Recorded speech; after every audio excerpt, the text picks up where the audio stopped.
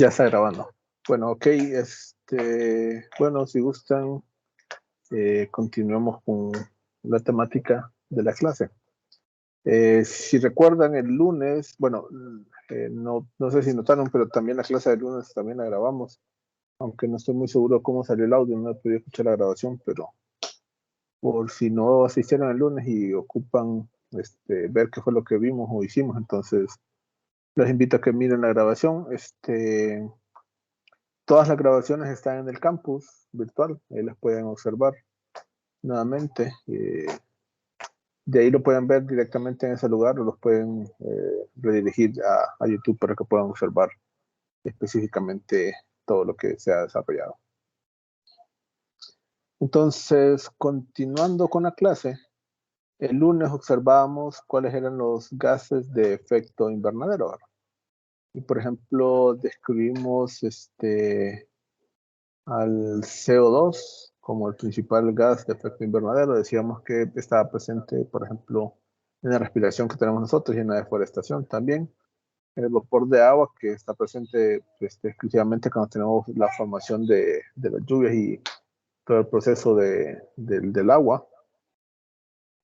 Teníamos también el metano, mencionábamos que está presente, por ejemplo, en reacciones de minas, excavaciones que se hagan, se liberan metano, y también está presente, por ejemplo, en las heces fecales de cada uno de nosotros, ¿verdad? Y un ejemplo bastante común de esto, por ejemplo, es las heces de las vacas. El óxido nitroso mencionábamos que está presente, por ejemplo, bastante en los abonos o fertilizantes que se utilizan, básicamente porque las plantas requieren nitrógeno para poder crecer. Entonces, lo que ocurre es que no siempre todo el nitrógeno que se deposita puede ser capturado. Entonces, por eso esto después se transforma en óxido nitroso. Y otro de los principales gases de efecto invernadero son los cloruro-fluorocarbonatos, que básicamente estos sí son exclusivamente debidos a la actividad humana. Y por ejemplo, algunos de estos están presentes como refrigerantes de sistemas, ¿verdad? Por ejemplo, si analizamos cuáles son los refrigerantes que, por ejemplo, tenemos en los refrigeradores o aires acondicionados, en nuestras casas o oficinas o por ejemplo, en el aula que hay un aire acondicionado, entonces básicamente corresponde a este elemento. Entonces, lo peligroso que tienen estos elementos, los últimos, es que tienen una capacidad bastante, pero bastante elevada en comparación a los otros elementos. Entonces es algo de considerar y ver con detalle para ese valor. Por ejemplo, si comparamos el metano con el CO2, el metano equivale a 25, por ejemplo, una tonelada de metano equivale a 25 toneladas de CO2. Es decir, una sola tonelada de metano puede retener la misma cantidad de calor que retienen 25 toneladas de CO2. Si lo comparamos con el óxido nitroso, esto es 298 veces, es decir, una tonelada de óxido nitroso equivale a 298 toneladas de CO2. Pero si comparamos el CO2 con estos CFS, hay unos que, por ejemplo, andan como un valor entre 3.000 hasta 12.000. Entonces, de ahí observamos la importancia que se tiene específicamente con este valor. Entonces, lo que vamos a ver hoy es exclusivamente el inventario que tenemos de las emisiones que hemos tenido, ¿verdad? Entonces, desde que se creó el convenio marco que lucha contra el cambio climático, año a año han venido existiendo elementos que nos van o que van guiando exclusivamente a través de los gobiernos para tratar de luchar contra el cambio climático, ¿verdad? Y parte de estos elementos que han seguido creando es específicamente esto de los inventarios. Entonces, en teoría, cada 5 años las naciones tienen que preparar el inventario, el cual es, por así decirlo, como un estudio en el cual se determina o más o menos caracteriza la cantidad de emisiones que se tiene específicamente en este lugar. Honduras, lastimosamente solo ha tenido 3 de esos trabajos, cuando creo que debería tener 5, pero Lo importante es que observemos estos valores y analicemos la información que nos representa. Entonces, este valor corresponde a los elementos que se consumieron específicamente en 1995. Y en 1995 las emisiones que se tuvieron en ese año son específicamente la de estos valores. Por ejemplo, el CO2 es el dióxido de carbono, ¿verdad? El CO es monóxido de carbono. El NO2 es óxido nitroso. Estos son otros óxidos de nitrógeno. El CH4 es el metano. Y estos son algunos compuestos orgánicos volátiles presentes. Entonces, en el trabajo que se realizó en dicho año, se analiza la presencia de estos gases y se analiza la presencia que se tuvo exclusivamente en función a los diversos valores fueron a las características que están pendientes en este lugar, como ser la industria de la energía, el transporte aéreo, el transporte terrestre y el residencial. Entonces, es necesario observar que en función a esto, si observamos en esta fila de abajo, donde está más o menos la figurita roja en este instante, el transporte terrestre básicamente aportaba el 70% de las emisiones que correspondían a ese valor. Pero si lo miramos en condición de gases, el dióxido de carbono, el dióxido de carbono, era algo que representaba aproximadamente el 86.01%. El siguiente gas, por ejemplo, era el monóxido de carbono, que también es un gas de efecto invernadero. Este tiene como una capacidad de 3 veces lo que es el dióxido de carbono. Es decir, que una tonelada de monóxido de carbono equivalen a 3 toneladas de dióxido de carbono. Y de ahí los otros elementos, si observamos, tienen un valor tanto porcentual algo bastante reducido, pero observemos que estos tienen una capacidad de calentamiento bastante superior. Por ejemplo, el óxido nitroso es casi 300 veces el poder de retención de calor en comparación al dióxido de carbono. Entonces, aquí solo analizamos, por así decirlo, las cantidades que se determinaron, no específicamente la capacidad de calentamiento que tiene cada uno de estos valores.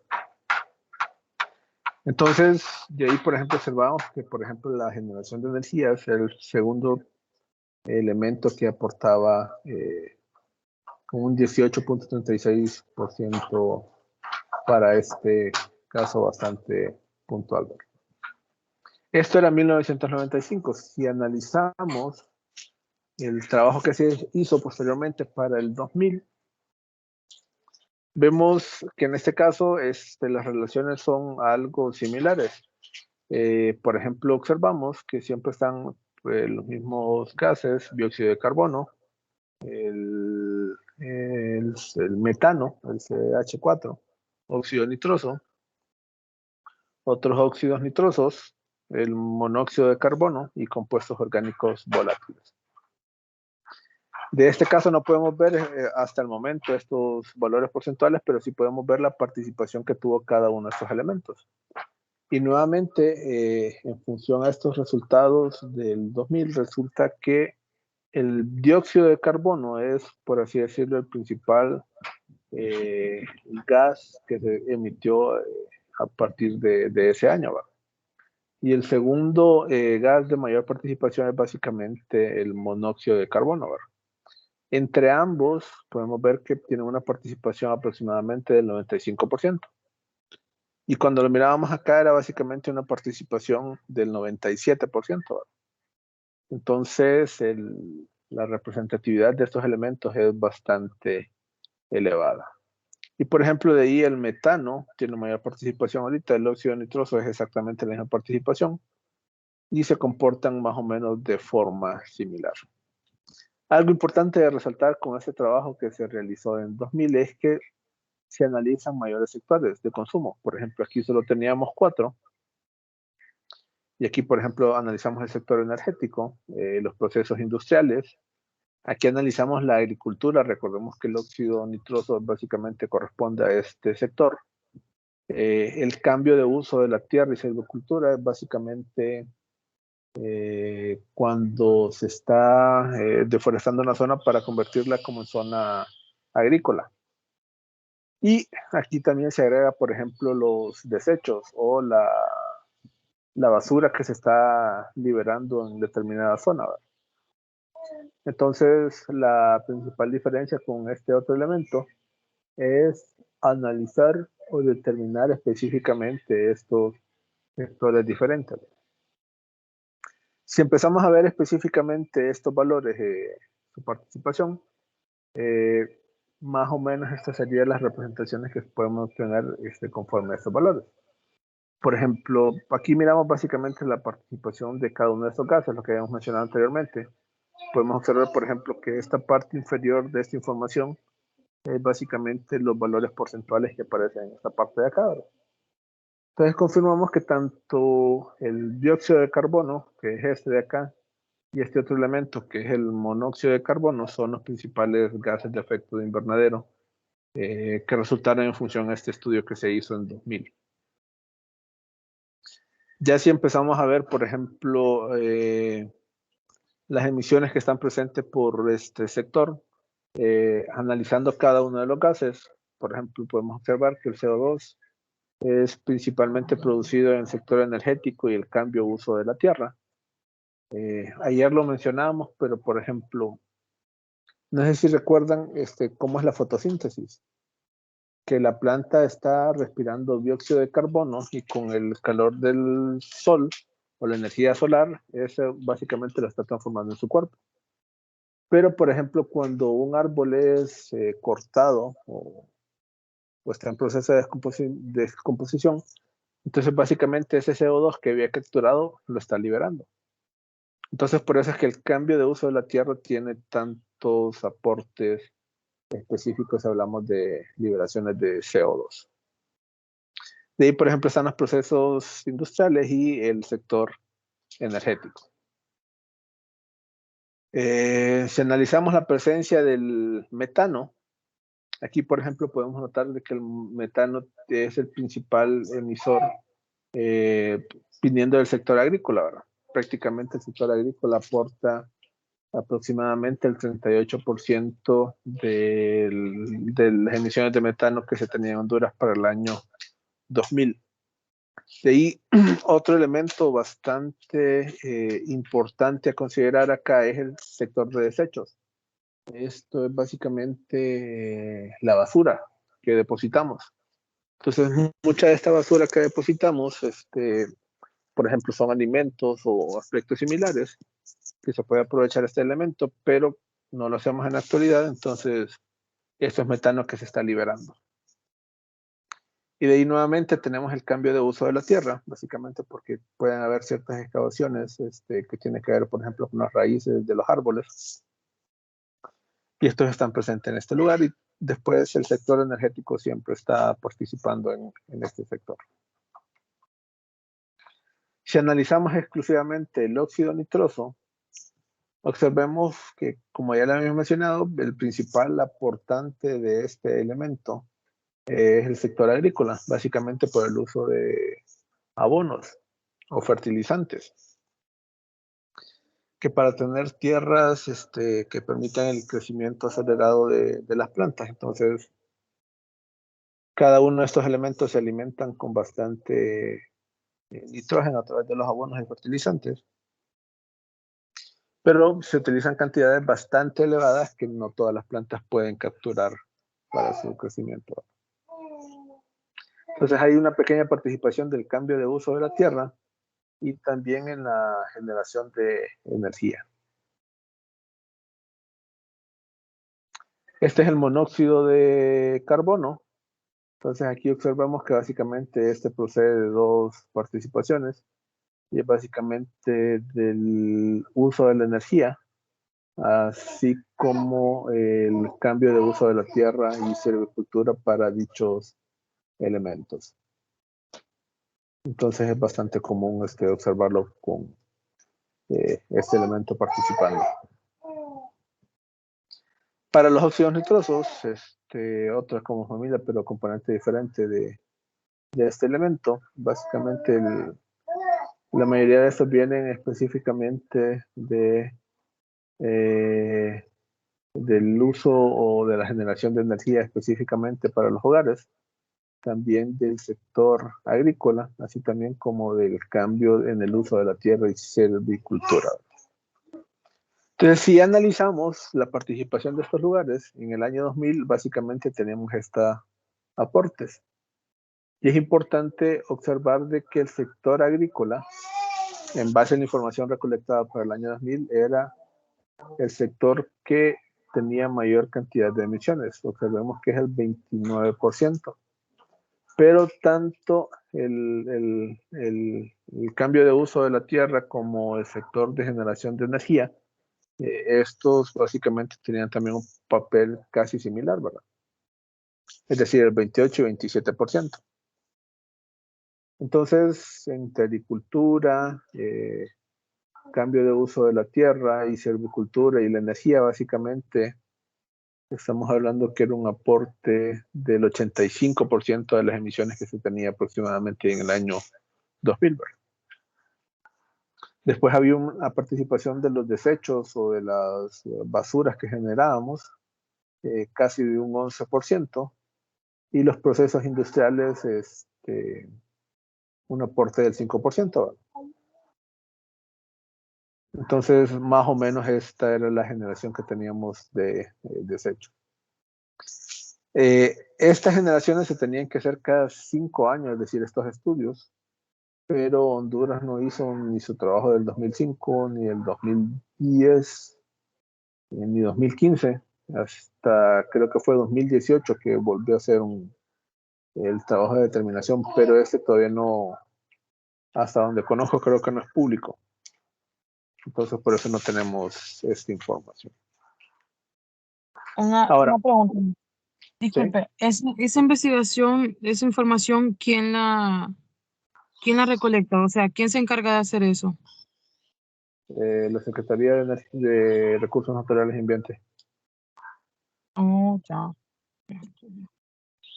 Básicamente, para tener esa información, lo que tienen que hacer es contratar a una persona. Y esta persona empieza a recolectar la información de todos los usos.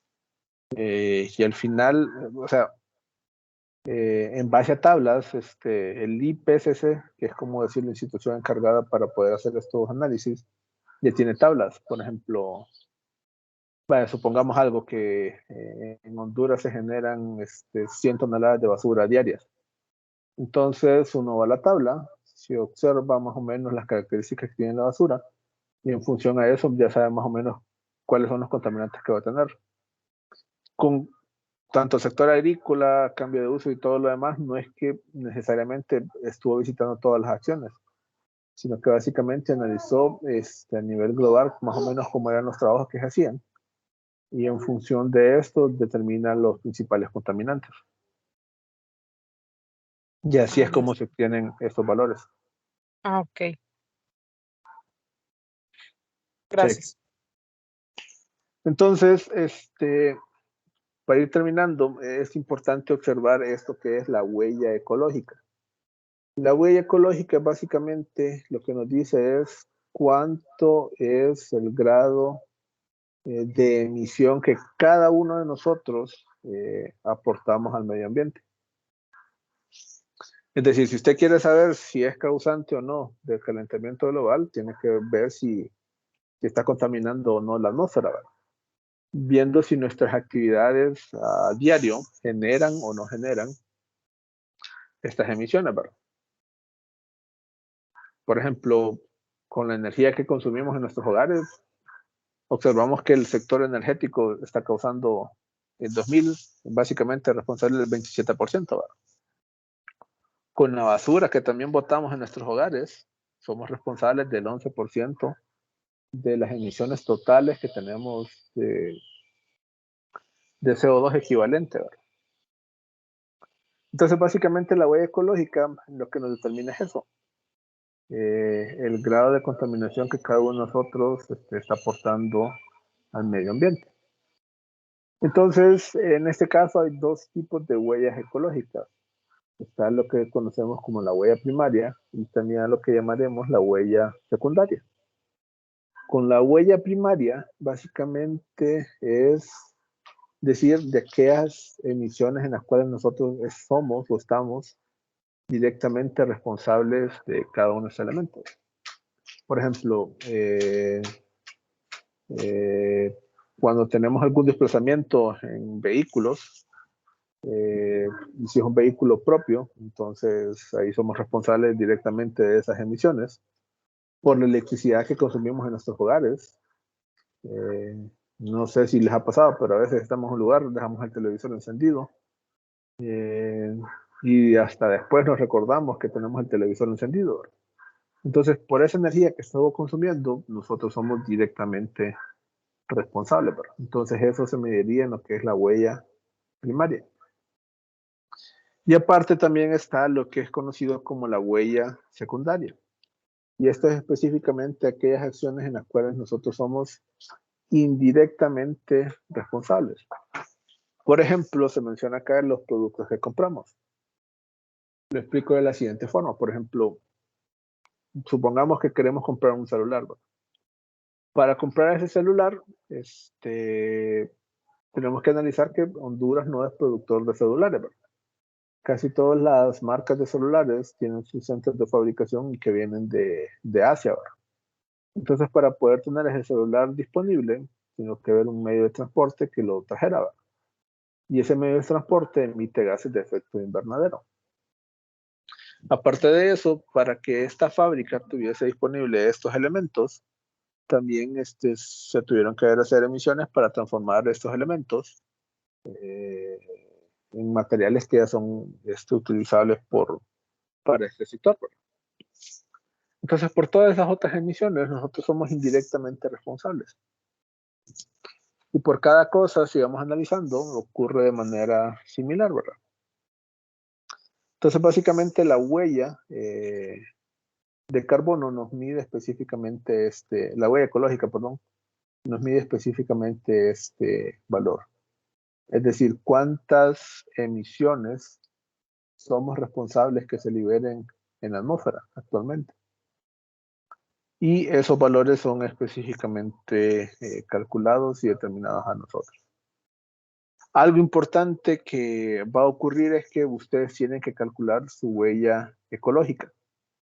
Para esto yo voy a crear un enlace en el campus virtual para que puedan tener acceso a esto y puedan al final resolver específicamente en función de estos elementos.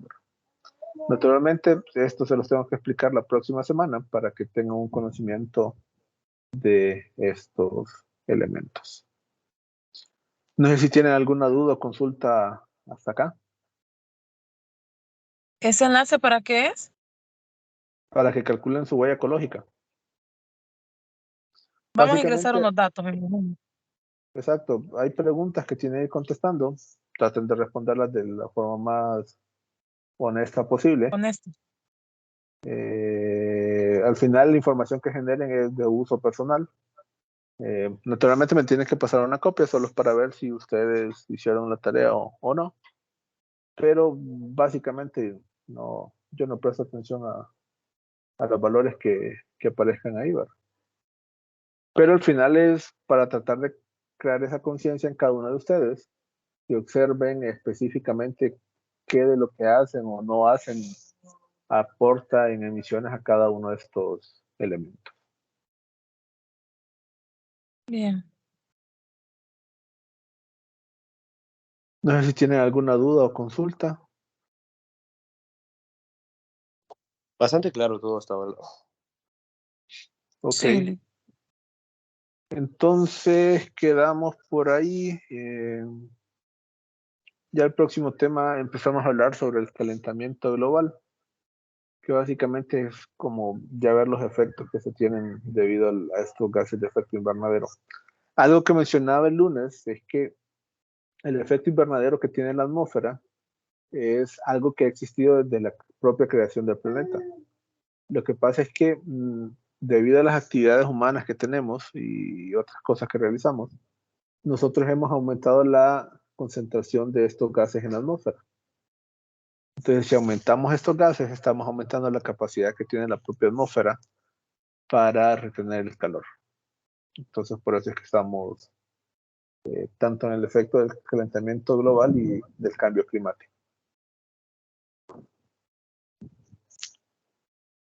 Entonces, si no hay dudas o consultas, quedamos por aquí y continuamos el próximo lunes. Igual, el próximo lunes estaremos transmitiendo la clase desde el edificio de física para que si no pueden ir, entonces se conecten específicamente a este elemento. Bien. Era siempre presencial, ¿verdad? Sí.